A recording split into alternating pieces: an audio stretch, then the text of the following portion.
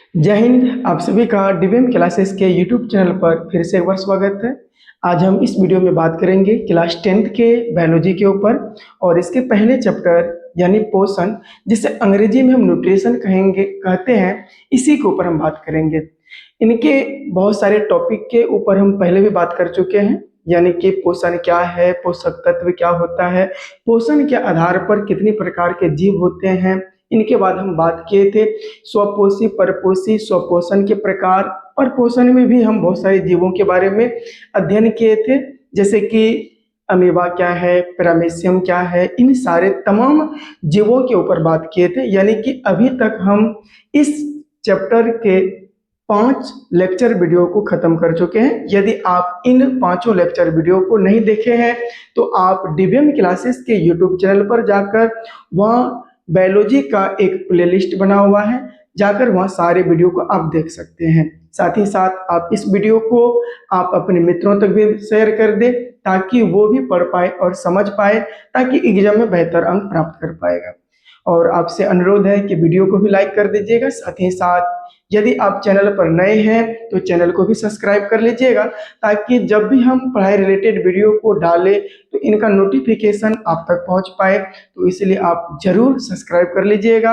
और चलिए आज हम बात करते हैं इनके लेक्चर वीडियो 6 यानी कि पार्ट 6 के ऊपर बात करेंगे।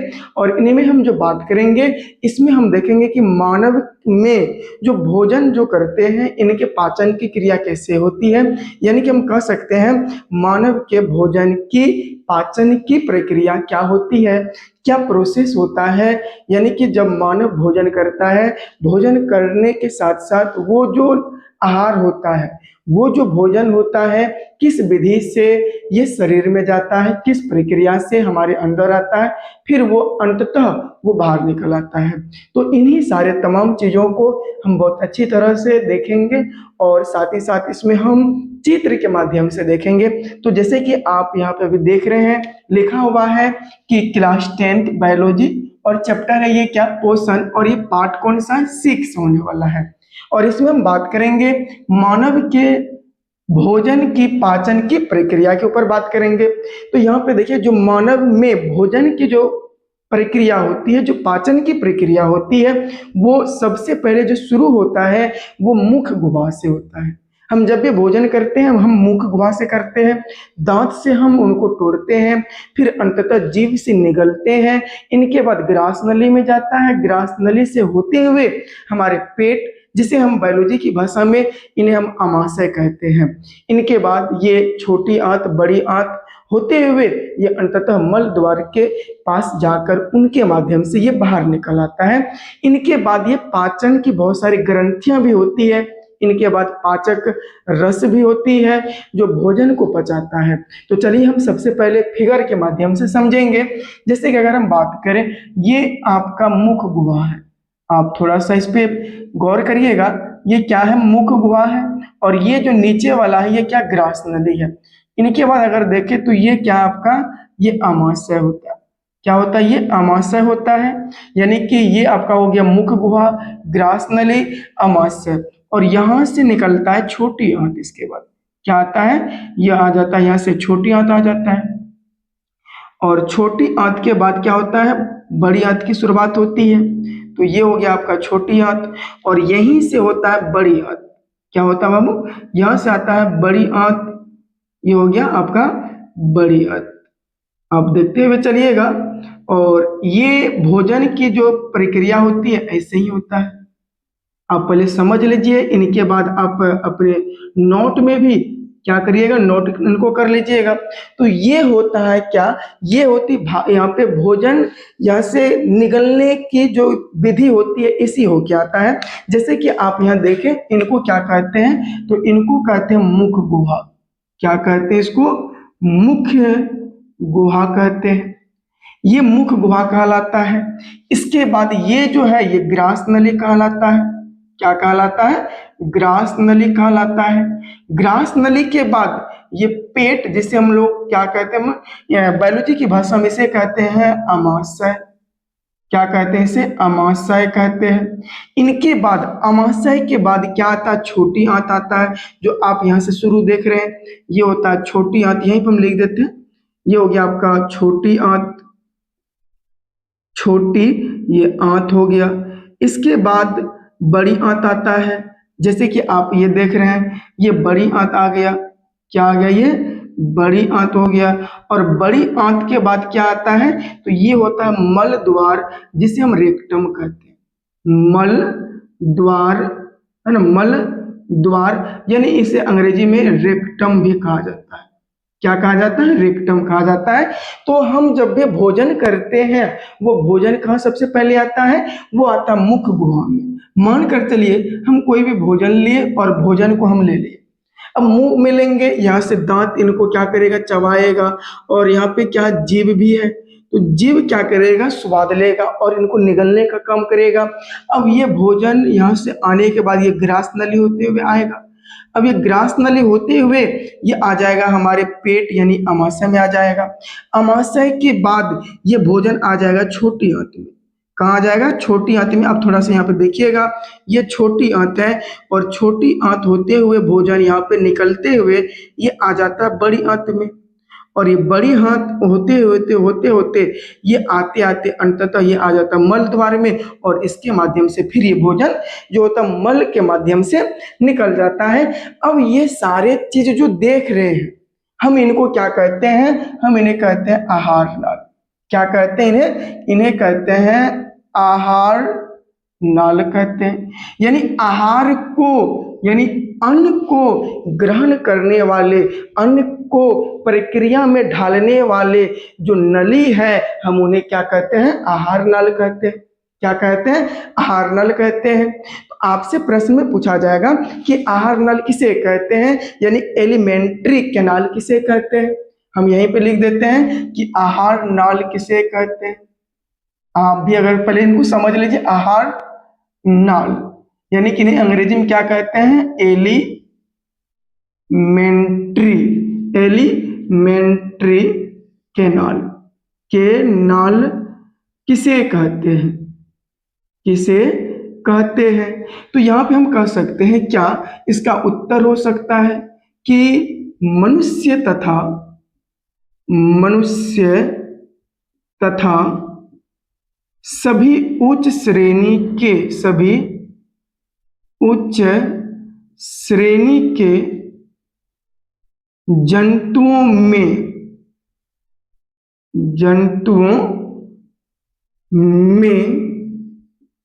भोजन के पाचन के लिए, भोजन के पाचन के लिए विशेष अंग पाए जाते हैं।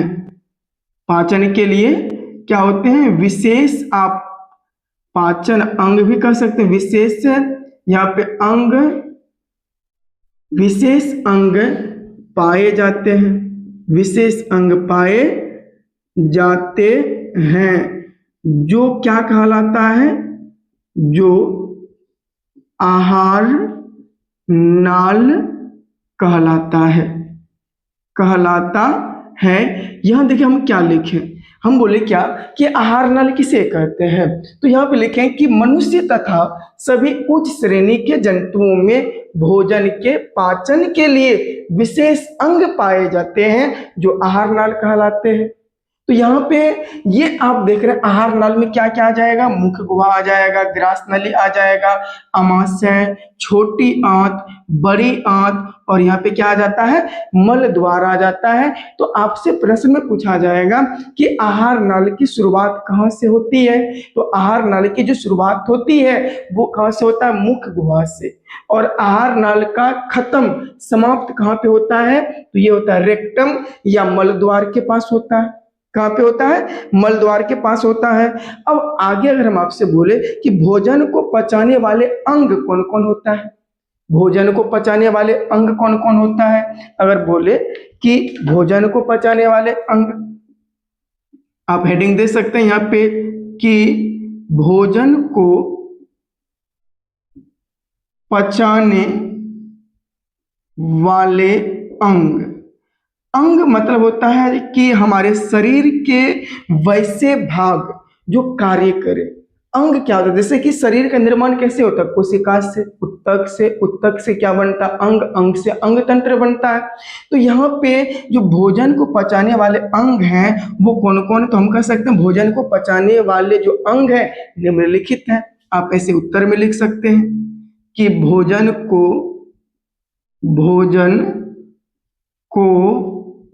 पचाने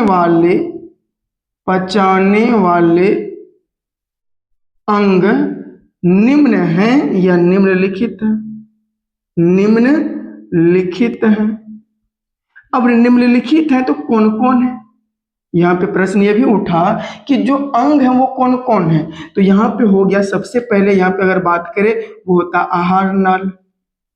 आहार नाल हो गया, कोमा पाचक ग्रंथियां हो गई। पाचक ग्रंथियां हो गया, ग्रंथियां। पाचक ग्रंथियां के बाद अगर बोले तो पाचक रस हो जाएगा। क्या यहाँ दिखाई पड़ रहा है? पाचक रस हो गया। अब यहाँ पे देखिए, जैसे कि अगर बात करें यहाँ पे आहार नाल में क्या क्या आ जाएगा? तो आहार नाली में आ जाएगा मुख गुहा, ग्रास नली, यहाँ पे अमाशय आ जाएगा, छोटी आंत आ जाता है, बड़ी आंत आ जाता है, मलद्वार आ जाता है। ये कहलाता है आपका कौन सा? तो ग्रास नली कहलाता है। सॉरी, ग्रास नली, ये आहार नल कहलाता है। क्या कहलाता है? आहार नल कहलाता है। इसके बाद अगर पाचक ग्रंथियां बोले तो जिससे हमें क्या पाचक रस निकलता है उसे हम पाचक ग्रंथियां कहते हैं। जैसे कि माउथ, मुंह में, मुख गुहा में लार ग्रंथि पाया जाता है, जो 3 प्रकार के होते हैं वो आगे बताएंगे आपको। तो मुंह में हमारे जो पाए जाते हैं वो लार ग्रंथि पाए जाते हैं। आप नीचे आइएगा, अमाशय में हमारे जठर ग्रंथियां पाए जाते हैं। इनके बाद जब आइएगा छोटी आंत में, छोटी आंत में यहाँ से पाया जाएगा आपको यहाँ पे यकृत, जिसे हम लोग लिवर कहते हैं। और साथ ही साथ यहाँ पे क्या पाया जाता है? पित्ताशय पाया जाता है या पित्त ग्रंथि पाया जाता है, जो भोजन को क्या करता है? तीता बनाता है और उससे जो भी मीठापन होता है उनको खत्म करता है। कौन करता है? तो वो पित्ताशय करता है। बड़ी आंत में अग्नाशय पाया जाता है। और आइएगा तो ऐसे ही करके बहुत सारे इसके अंदर भी पाए जाते हैं। तो ये सब क्या हो गए? पाचक ग्रंथियां हो गया। पाचक रस होता है, जो लार ग्रंथि है उससे लार निकलता है, पाचक रस हो गया। इसके बाद जब आइएगा यहाँ पे अमाशय में जठर रस निकलता है।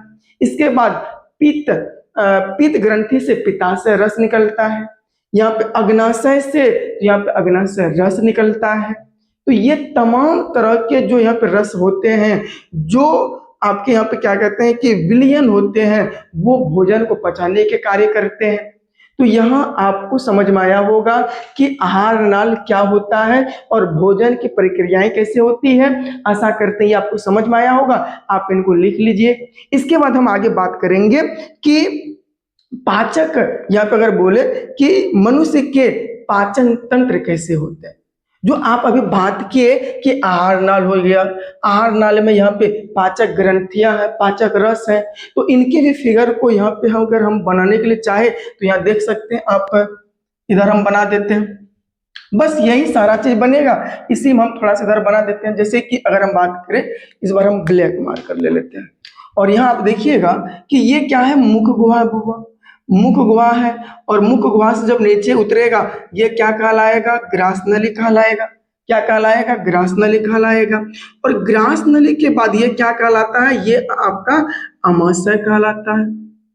क्या कहलाता? अमाशय कहलाता है। अमाशय के बाद ये छोटी आंत होती है। कौन सी आंत होती है? तो ये छोटी आंत होती है, जो 3 के तरह होता है। कैसे होता है? 3 जो हम कहते हैं बबुआ। तो ये हो गया आपका छोटी आंत हो गया। ये कौन सा आंत हो गया बाबा? ये छोटी आंत हो गया। अब यहां से क्या होगा? यहां से बड़ी आंत का यहां से प्रारंभ हो जाता है।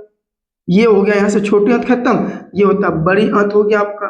तो बड़ी आंत जो होता है वो छोटी आंत के बाद यहां से शुरू होगा बड़ी आंत। तो ये तो सेम प्रोसेस है जैसे कि अगर हम पहले की बात करें, यहाँ पे आहार नाली में हम जो बनाए थे वही है। तो यहाँ पे तो कोई अंतर है नहीं दोनों फिगर में, लेकिन यहाँ पे अंतर होगा। जैसे अगर हम बात करें, यहाँ पे हम दूसरा मार्कर ले रहे और यहाँ पे आप देखिएगा कि ये आप देख सकते हैं, ये क्या? अमाशय है। यहाँ पे हम क्या कर ले, पहले नामकरण कर लेते हैं। जैसे कि ये क्या आपका मुख गुहा, क्या है, मुख गुहा है। और ये क्या है, ग्रास नली है, ग्रास नली है। और आगे अगर देखें तो इसको हम क्या कहते हैं, अमाशय कहते हैं, अमाशय कहते हैं। इनके बाद नेक्स्ट जो है, और आप यहां देख रहे हैं ये सबसे पहले चला कौन था, ये छोटी आंत आया है। कौन सा आंत है बाबा, ये छोटी आंत है, जो आपको पता है। नेक्स्ट अगर इनके बारे में बात करें, ये बड़ी आंत है, बड़ी आंत है। एंड ये लास्ट में अगर हम बात करें, ये क्या आपका मलद्वार है, मलद्वार है, जिसे हम रेक्टम कहते हैं। तो ये आहार नाली के भाग है। लेकिन पाचक यहाँ पे ग्रंथियां कौन है, अगर बात करें जो पाचक ग्रंथियां हैं, वह सबसे पहले जो पाचक ग्रंथियां होती है ये यहाँ पे होता है। वो यहाँ पे जो होता है ये क्या कहलाता है, लीवर कहलाता है। और ये लीवर यहाँ पे हो गया, ये क्या लीवर होता है, जिसे हम लोग यकृत कहते हैं। यहीं पे क्या होता है, इसी छोटी, इसको और बढ़िया से इसको बना देते हैं हल्का सा, देखिएगा, ये इसका लीवर कहलाता है, लीवर कहलाता। और यहीं से क्या होता है, ये छोटी आंत से यहाँ से निकला हुआ रहता है, क्या, छोटी आंत से निकला हुआ रहता है यहाँ से, क्या, ये पित्ताशय होता, पित्त की थैलियां होती, जो पित्त रस इसमें आकर रहता है। और यहाँ इनके बाद अगर हम बात करें तो यहाँ पे बड़ी आंत से ये अग्नाशय जुड़ा हुआ रहता है। क्या होता है, ये अग्नाशय इसको कहते हैं। ये आप तीन तरह की जो अभी देखे ये ग्रंथियां हैं।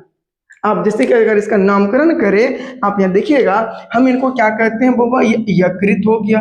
क्या होगा, ये यकृत, यकृत हो गया। यानी तो इसको हम लीवर कहते हैं, क्या कहते हैं, या लीवर। और हम सभी लोग इसको जानते हैं, लीवर के नाम से ही जानते हैं। ये क्या होता है, ये जो थैली होता है ये पित्ताशय होती है, पित्ताशय होता है, या पित्त ग्रंथि का भी कह सकते हैं इनको। और ये जो आप देखते हैं ये अग्नाशय है, ये अमाशय है, ये पेट अमाशय है, ये अग्नाशय है, अग्नाशय हो गया, अग्नाशय हो गया। तो अब इसके बाद क्या होता है कि हम जो सांस लेते हैं, सांस लेते हैं, कितना बड़ा सा गया, फिर निकालने का काम कौन करता है, निकालने का जो काम करता है, जो फिर अंदर करेगा, फिर ढकेलेगा, जैसे ऐसे ही रहता कुछ। ये जब हम सांस लेते हैं ये नीचे आ जाता है, और जब सांस को छोड़ते हैं ये ऊपर चले जाता है। तो हम इनको कहते हैं डायफ्राम।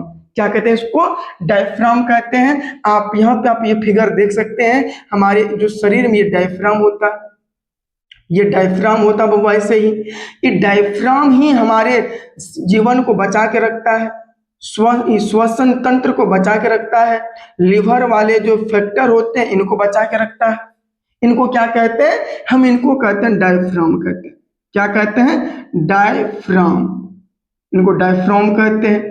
और ये डायफ्राम के कारण हम श्वास को अच्छी तरह से ले पाते हैं और छोड़ पाते हैं। कभी कभी देखते हैं सांस लेते लेते अटक जाता और लगता है एकदम दम निकल गया। वो होता है क्या, ये कभी कभी डायफ्राम ही ये शट डाउन हो जाता है। और शट डाउन मतलब यहाँ पे अंदर में जाकर यहाँ पे चिपक जाता है या रुक जाता है वहां पे, और लगता है कि दम मेरा अटक गया। और थोड़ा देर अस्थिर होने से, बैठने से, इसके बाद फिर से क्या होता है कि ये डायफ्राम फिर से चालू होता है। कभी कभी होता है क्या, जब एक्सीडेंट में अगर ये टूट गया डायफ्राम, आदमी का वहां पे एकदम मृत्यु हो जाता है ना, इंस्टेंट मृत्यु जिसे कहते हैं। मतलब डायफ्राम के कारण ही यह सारी चीजें होती है। ये आपको हम श्वसन तंत्र में पढ़ाएंगे। तो ये आपका हो गया पाचन तंत्र की सिस्टम, या आप कह सकते हैं कि मनुष्य के पाचन तंत्र के, या क्या हो गया, चित्र हो गया। यह क्या हो गया, मानव के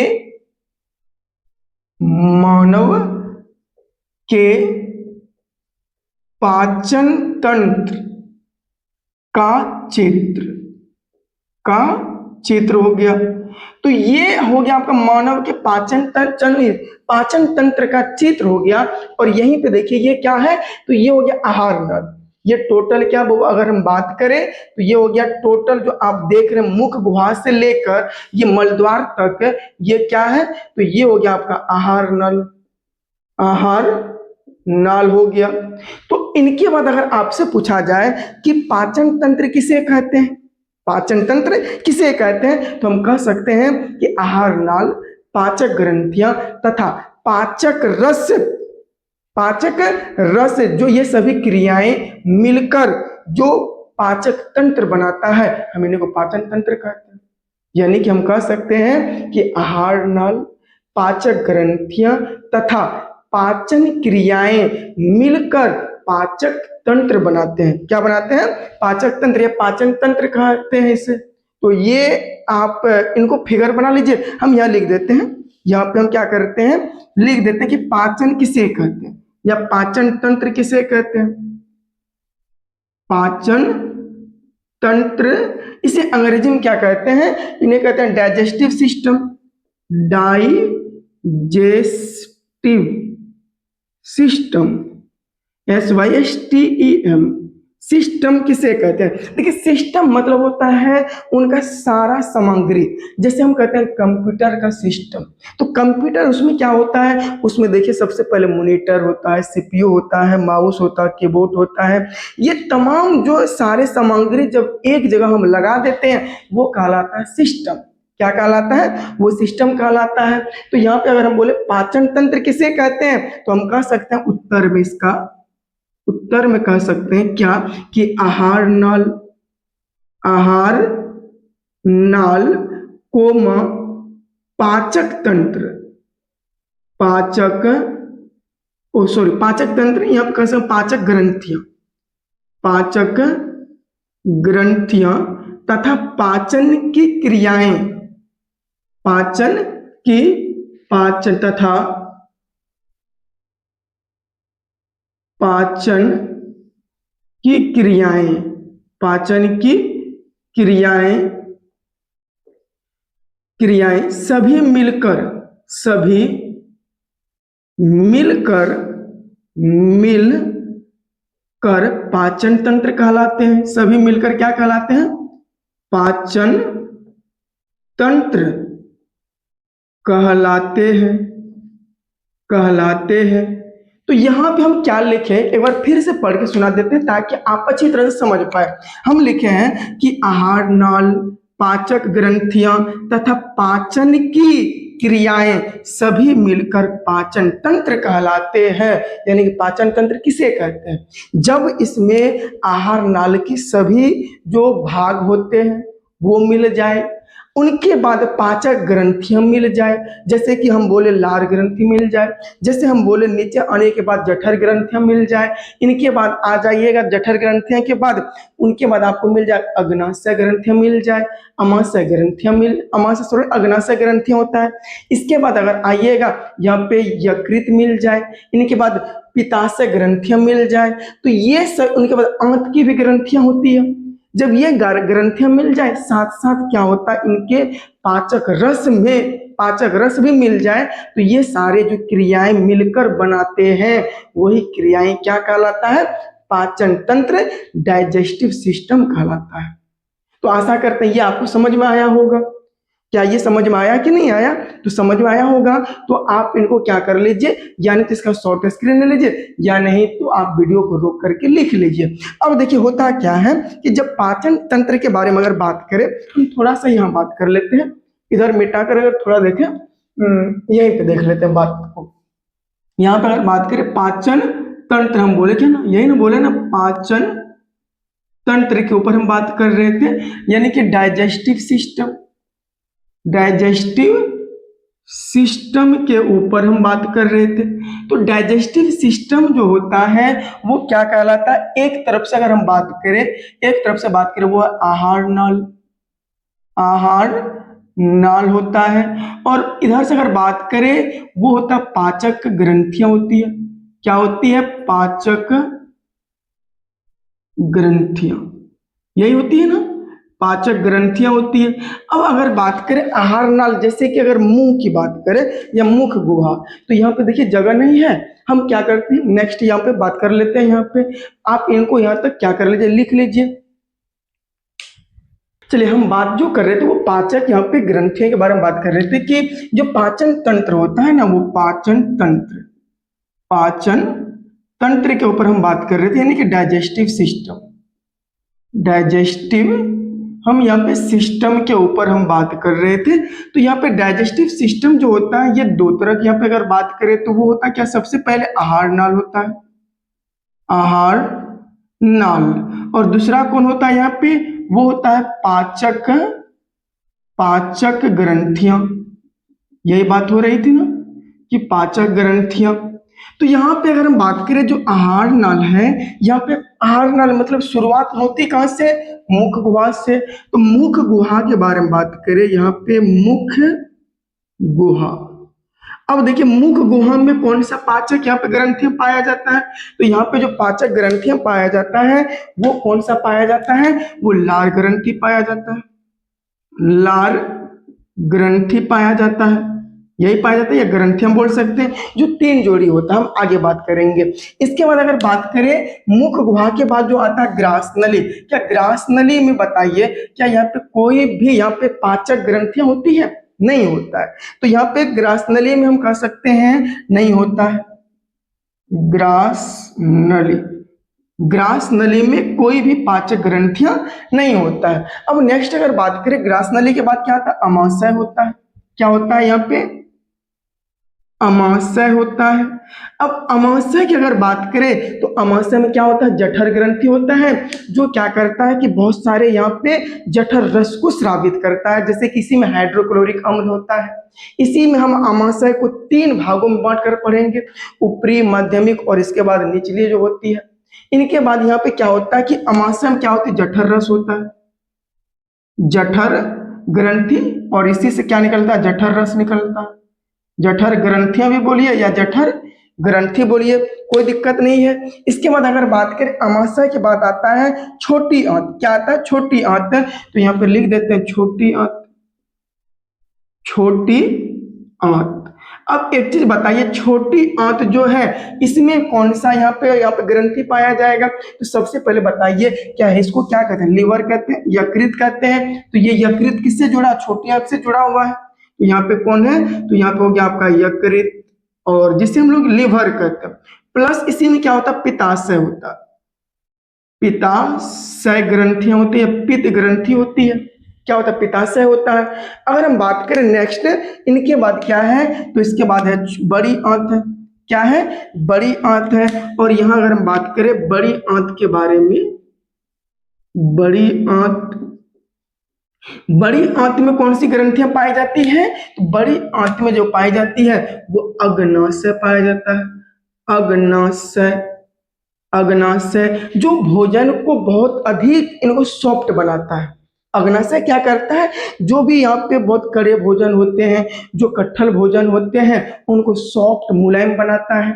इसके बाद क्या होता है, बड़ी आंत के बाद यहाँ पे आ जाता है मल द्वार। तो मल द्वार अगर बात करें, मल द्वार के बारे में बात करें, तो मल द्वार में बताइए कोई भी ग्रंथि पाया जाएगा, तो इसमें भी कोई भी ग्रंथि नहीं पाया जाता है। ये हो गया आपका आहार नाल और ये हो गया पाचक ग्रंथियां। आशा करते हैं कि ये सारी चीज आपको समझ में आया होगा। अब हम नेक्स्ट टॉपिक में बात करेंगे, क्या एक एक बात करेंगे कि माउथ में है जो भोजन हम करते हैं सबसे पहले होता क्या है ना। इसमें दांत है, जीभ है। देखिए दांत क्या करता है कि किसी भी कड़े ठोस पदार्थ को या भोजन को जब हम लेते हैं उनको क्या करता है, छोटे छोटे पार्टिकल में तोड़ने का काम करता है। लेकिन देखिए जब दांत है, इसका क्या सुरक्षा करना मेरा जिम्मेवारी नहीं है, जिम्मेवारी है, लेकिन हम लोग नहीं करते हैं। इसीलिए बहुत ही कम उम्र में दांत में क्या होते कीड़े पड़ जाता है। जैसे कि जब चॉकलेट खाते हैं, आइसक्रीम खाते हैं, बर्गर, चाउमीन, ये सारी चीज खाते हैं, तो उसमें होता है क्या, बैक्टीरिया होता है, वो हमारे दांत में चिपक जाता है। और वो चिपकने के बाद क्या होता है, एक परत का आकार ले लेता है और धीरे धीरे वो बैक्टीरिया हमारे दांतों के जड़ों पर अटैक करता है। और धीरे धीरे वो जड़ क्या होता है, कमजोर होता है और दांते क्या होने लगता है, वो टूटने लगता है, या कह सकते हैं उनमें कीड़े पड़ने लगता है, अंततः दांतों में दर्द होने लगता है। ये सारे टॉपिक हम बाद में अगले टॉपिक में देखेंगे, अगले वीडियो में देखेंगे कि दांत जो होता है वो कितने प्रकार के होते हैं, दांत के यहाँ पे प्रकार में से वो कितने यहाँ पे भाग भी होते हैं, किस दांत का क्या कार्य है, इस सारे हम बात करेंगे नेक्स्ट वीडियो में। आज के लिए हम यहीं पर रहने के लिए देते हैं। आशा करते हैं कि ये सारे टॉपिक जो आज हम समझाए ये आपको समझ में आया होगा। और अगर आया समझ में तो इस वीडियो को आप अपने मित्रों तक शेयर करें जरूर, साथ ही साथ वीडियो को भी लाइक कर दीजिएगा। फिर से एक बार आपसे रिक्वेस्ट है कि आप यदि इस चैनल पर नए हैं तो चैनल को भी सब्सक्राइब कर लीजिएगा, ताकि जब भी हम नए वीडियो डालें इनका नोटिफिकेशन आप तक पहुंच पाए। मिलते हैं हम नेक्स्ट वीडियो में। इसी मानव के भोजन के पाचन की जो प्रक्रियाएं हैं अब इनको हम पार्ट बाय पार्ट तोड़कर पढ़ेंगे। जैसे कि हम माउथ को उठाएंगे, ग्रास नली को उठाएंगे, अमाशय उठाएंगे, छोटी आंत, बड़ी आंत, इसके बाद हम फिर लिवर को उठाएंगे, इनके बाद पित्ताशय को उठाएंगे, इनके बाद अग्नाशय उठाएंगे। सारे हम पार्ट बाय पार्ट पढ़ेंगे। ये सारे अगले टॉपिक में होगा, अगले वीडियो में होगा। आज के लिए तक रहने के लिए देते हैं। धन्यवाद।